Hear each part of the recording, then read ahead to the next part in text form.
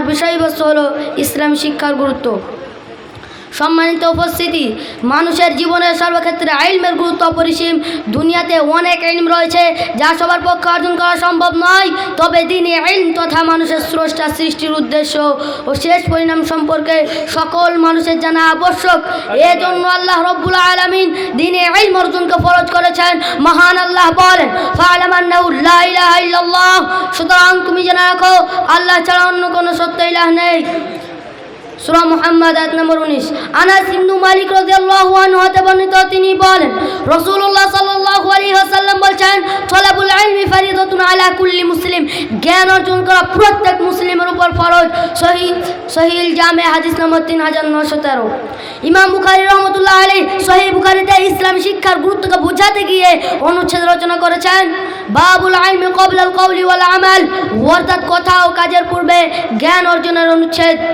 কোরআন হাদিস ও ইমাম বুখারী রাহমাতুল্লাহ আলাইহি এর অনুচ্ছেদ রচনা থেকে আমরা বুঝতে পারলাম যে ঈমান ও আমলের পূর্বে ইসলামী শিক্ষা অর্জন করা আবশ্যক।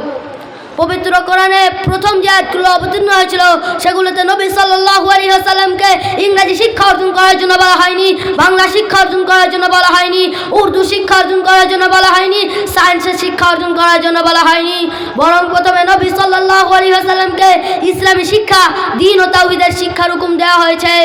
আল্লাহ তাআলা বলেন, ইকরা বিসমি রাব্বিকাল্লাযী খলাক, পড়ো তোমার রবের নামে যিনি সৃষ্টি করেছেন, খলাকাল ইনসানা মিন আলাক, যিনি মানুষকে পিণ্ড হতে সৃষ্টি করেছেন, ইকরা রাব্বুকাল আকরাম, আর তোমার রব বড়ই অনুগ্রহশীল। সম্মানিত উপস্থিতি, তাওহীদ, শিরক, সুন্নাহ ও বিদআত জানতে হলে ইসলামিক জ্ঞান অপরিহার্য। এছাড়াও কোনো আমল তার নিয়ম ও শর্ত ছাড়া আল্লাহর কাছে গ্রহণযোগ্য হতে পারে না, আর সে নিয়ম ও শর্ত অর্জনের জন্য ইসলামী শিক্ষা অপরিহার্য। শুধু এজন্যই নবী সাল্লাল্লাহু আলাইহি ওয়াসাল্লাম একজন সাহাবীকে 3 বার সালাত আদায়ের নির্দেশ দিয়েছিলেন। বলেছিলেন, ইরজি ফাসাল্লি ফাইন্নাকা লাম তুসাল্লি, যাও গিয়ে সালাত আদায় করো, কেননা তুমি তো সালাত আদায় করনি। শেষে সাহাবী বলেছিলেন, ওয়াল্লাযী বা'আসাকা বিল হাক্কি মা উহসিনু গায়রাহু ফাআল্লিমনি, সেই মহান সত্তার শপথ যিনি আপনাকে সত্য সহ প্রেরণ করেছেন, আমি তো এর চেয়ে সুন্দর করে সালাত আদায় করতে জানি না, কাজে আপনি আমাকে শিখিয়ে দিন। অতঃপর নবী সাল্লাল্লাহু আলাইহি ওয়াসাল্লাম তাকে পুরো সালাতের নিয়ম শিখিয়ে দিলেন আর বললেন, ওয়াফআল যালিকা ফি সালাতিকা কুল্লিহা, তোমার পুরো সালাত এভাবেই করবে। সহিহ বুখারী হাদিস নম্বর 757। সম্মানিত সুধী, এই ইসলামী শিক্ষার গুরুত্ব ও মাহাত্ম্য ও মর্যাদার কারণেই এই ইসলামী শিক্ষার্থীদের ও জ্ঞান অর্জনকারীদের সম্পর্কে নবী সাল্লাল্লাহু আলাইহি ওয়াসাল্লাম বলেন, মান সালাকা তরিকান ইয়াতলুবু ফিহি ইলমান সালাকাল্লাহু তরিকান মিন তুরুকিল জান্নাহ, যে ব্যক্তি জ্ঞানার্জনের জন্য কোনো পথ অবলম্বন করে আল্লাহ তাআলা তার পরিবর্তে তাকে জান্নাতের পথসমূহের মধ্যে কোনো একটি পথ পৌঁছে দেন।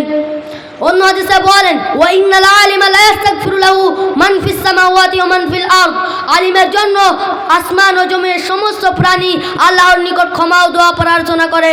এবং আরো বলেন, ওয়া ইন্নাল উলামা ওয়ারাসাতুল আম্বিয়া, নিশ্চয় উলামায়ে কেরাম হলেন নবীদের উত্তরসূরি। সহিহ আবু দাউদ হাদিস নম্বর 3641। অতএব এই ইসলামী শিক্ষার গুরুত্ব ও মাহাত্ম্য মাথায় রেখে সর্বপ্রথম আমাদেরকে এই ইসলামী শিক্ষা, দ্বীন ও তাওহীদের শিক্ষা তথা দ্বীন ও তাওহীদ শিক্ষার দিকে ধাবিত হতে হবে।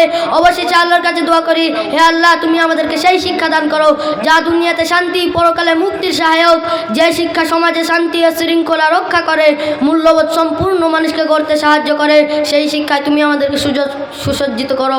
আমিন। ওয়া আখিরু দাওয়ানা আনিল হামদুলিল্লাহি রাব্বিল আলামিন। আসসালামু আলাইকুম ওয়া রাহমাতুল্লাহ।